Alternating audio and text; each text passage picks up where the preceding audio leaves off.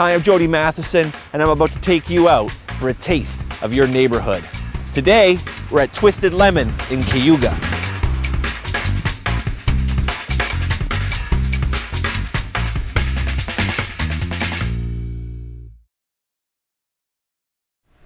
Hello.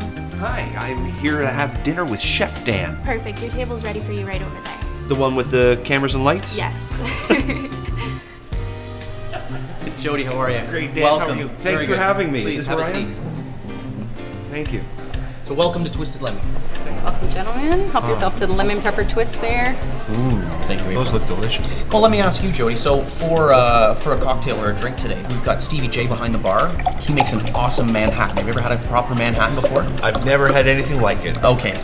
Well, then we'll have a Manhattan, and I think I'm gonna have a black oak. I'll take the Oktoberfest IPA, please. Excellent. And for dinner, do you know what you'll be having? That I leave to you. You're the chef, and I'm just here to have a Okay. taste. So I'll tell you what. Why don't we go with a couple of new feature items? Okay. So for yourself, I'd love for you to try our duck feature. I love duck. Gorgeous plate, and then I'm gonna have the octopus salad, please. Excellent. Sounds great. When it comes to choosing a meal for a guest, Right. what do you put into your thinking process on something like that? Generally, I like to give people an opportunity to maybe try something different. You can go anywhere and have a steak, and trust me, we make a killer steak. But not everybody's had duck before. Not everybody's had octopus before. And they're both on my feature menu right now. And these are things that are only going to be on the menu for a short period of time. So if you're toying between items that we have regularly or things that are on in a limited time only, go try something new. Try something off our feature menu. Sounds like your menu is very original, very exciting, and this sounds like it's going to be a delicious meal. Got some great flavors for sure. Of course. Manhattan Oh, thank you. That looks amazing. and the black Oktoberfest for you, sir. Beautiful. Thanks, Stevie J. My pleasure. Appreciate it. Thank you. That is an amazing mustache. It really is. I bet you if you asked him, he'd let you touch it. So Dan, quite a drive to get out here. What brings your restaurant to Cayuga? Well, we're here for our family first. I mean, my wife and I, we have 3 kids, and living and working in cities and small towns, it wasn't difficult for us. Really where we wanted to raise a family. And I mean, as I'm sure you know, and most people out there in this industry, you kind of have to be certifiably insane anyway. So knowing that, you know, small town was where we wanted to raise our kids, we figured as long as we stayed true to who we were, people would show up. That being said, I mean, we're still looking at more like 70% of our guests come from well outside of Haldeman County. So I mean, a good 45 minutes. This wasn't always a restaurant. When you started here, it wasn't just open up the restaurant. What did you start with? Well, this was our house. This was our home. We lived here. You're sitting kind of right where my TV was. And we decided to start small and introduce ourselves to the community by doing cooking classes and catering and things like that. And then once they got used to us, we lost our minds and opened a restaurant and built it in our living room. Now, this type of restaurant is not what I would call a typical small town restaurant. This is high end. Mm-hmm. What motivates you to produce the kind of food you do here? I mean, as a chef, I have everything in my backyard. I mean, like literally, we grow a lot of our own stuff here, but our community. And I've got 5 different markets that run 5 days a week in my local community.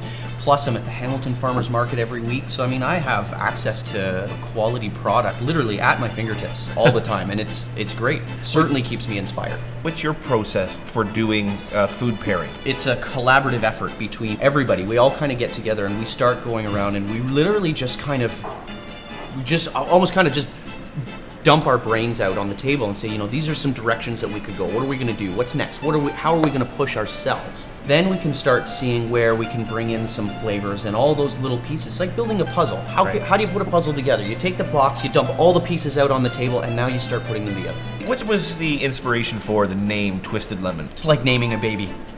We need to create a name that people are going to remember. It has to represent us, and it needs to be, you know, a little bit funky. It needs to, you know, have a bit of an edge to it, but it still needs to represent the kind of environment and experience that we're creating.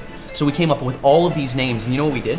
We took those names, we wrote them all down on a piece of paper, and then we pretended like we were in grade 2, And we just kept making fun of it over and over and over again. We very quickly eliminated a lot of names that we didn't think were going to work anymore. Okay, throw me some names and I'll see if I can come up with a funny piece that goes with it. Lori and I, my name's Dan, her name's Lori, so we came up with DeLorean. Well, and DeLorean, Yeah. your food's going to be late. You have to go back in time to get it, right? Like, that's not going to work. You keep seeing you write things down on your arm. What is this? This is my notepad.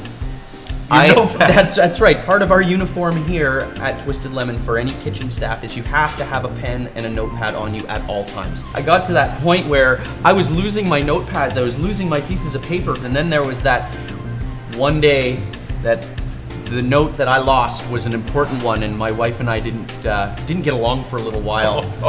So the next day I had an appointment to go get a tattoo, and I changed my concept right away, and I said, you know what? I want a notepad. I want it right here on my arm, and if I lose this notepad, trust me, I got bigger issues. Here we are. So I have the duck. Oh, that looks Thank you. excellent. Thank you. And octopus salad for you, Chef. Thank you. You're welcome. Now, Chef, this is a taste of your neighborhood. I didn't see any octopus in the neighborhood. How is this local? Our philosophy is to buy local and eat global. So although the Grand River doesn't supply delicious octopus, all of the greens, all of the pea sprouts, all of the tomatoes, everything was grown in our garden. And I mean, even on your duck plate, the elderberries are from our local community. The duck is beautiful Ontario duck, squash grown in-house. I mean, as much as we possibly can, absolutely. So you're about to enjoy a Rosemary Smoked Duck Breast on a Thanksgiving-style stuffing pavé with pickled elderberries and grilled garden patty pan squash. Now, I see flowers on my plate. Are they edible? They are, absolutely. So those are grown here. They're nasturtium flowers, a bit peppery, but absolutely delicious. Well, when you talk about finish, this goes far beyond just serving food. This is an amazing presentation, exotic foods. I didn't think I'd find this much at such a local place. So thank you, Chef Dan, for all your time. My pleasure. Now it's time to get a taste of your neighborhood. Let's eat.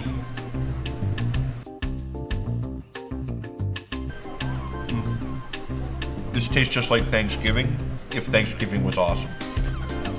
Oh.